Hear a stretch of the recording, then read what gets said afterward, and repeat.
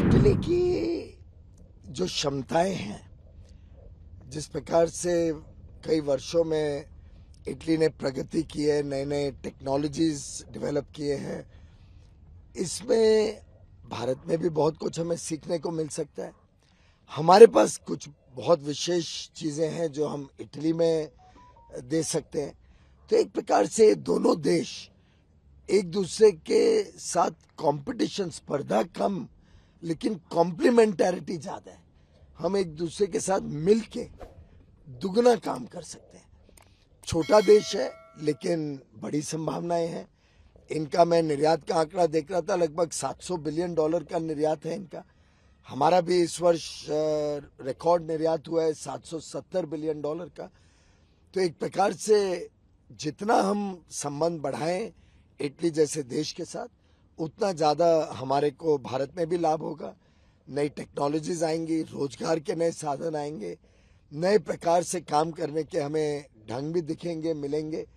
तो दोनों के लिए फायदा है और दोनों देश चाहते हैं कि जो हमारी स्ट्रेटेजिक पार्टनरशिप प्रधानमंत्री मोदी जी और प्रधानमंत्री मेलोनी जी ने अनाउंस की है पिछले महीने ही, उसको हम तेज गति से धरातल पे इम्प्लीमेंट करें।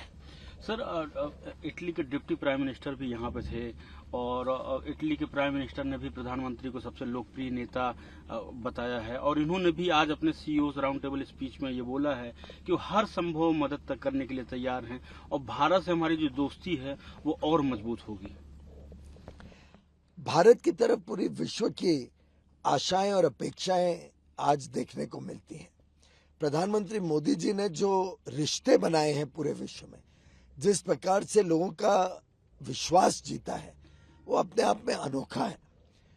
आज पूरे विश्व के सबसे लोकप्रिय नेता के रूप में 9 वर्ष तक लगातार उनका नाम पहले नंबर पर आया है। लोगों ने देखा है कि प्रधानमंत्री मोदी जी बहुत ही एक प्रकार से अच्छी कूटनीति रखते हैं, जिसमें विश्व में शांति हो, विश्व एक परिवार की तरह सोचे, एक दूसरे की भलाई की सोचे। आखिर आप सोचिए, टर्की में जो बहुत ज्यादा जिसके साथ भारत के ऐसे घनिष्ठ संबंध नहीं है, उसके बावजूद टर्की में जब भूकंप आया, उस समय भारत पहला देश था जिसने ऑपरेशन दोस्ती के नाते अपनी एनडीआरएफ की टीम्स रेस्क्यू के लिए भेजी, लोगों को बचाने के लिए भेजी।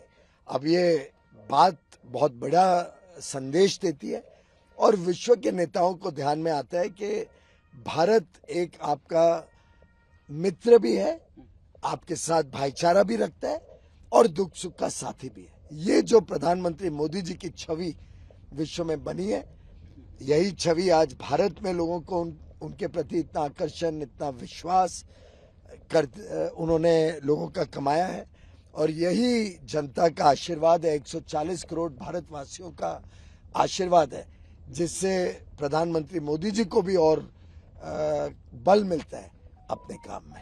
सर, एक्सपोर्ट डाटा आज आया पूरे साल भर का, जिसमें जो है $770 बिलियन का एक्सपोर्ट इंडिया ने करा, जो रिकॉर्ड है, आज तक कभी नहीं हुआ।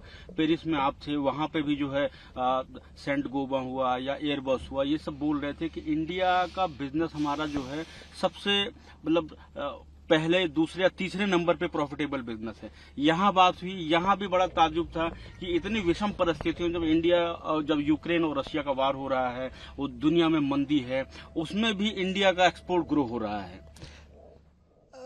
भारत में प्रधानमंत्री मोदी जी ने जो 6 अगस्त 2021 को एक बहुत ही प्रेरणादायी, उत्साह देने वाला उद्बोधन और आपसी चर्चा बातचीत की, विश्व में 180 भारत के राजदूतों के साथ, मिशंस के साथ, हर निर्यात के जो अलग अलग क्षेत्र हैं उसमें जो एक्सपोर्ट प्रमोशन काउंसिल्स हैं उनके साथ, इंडस्ट्री एसोसिएशंस के साथ, बिजनेस चेंबर्स के साथ, और उसमें एक संदेशा दिया कि भारत अब निकल पड़ा है, चल पड़ा है। अब हम सबको मिलके भारत के उद्योग जगत को और भारत की सरकार को मिलके भारत को नई ऊंचाइयों तक पहुंचाना है।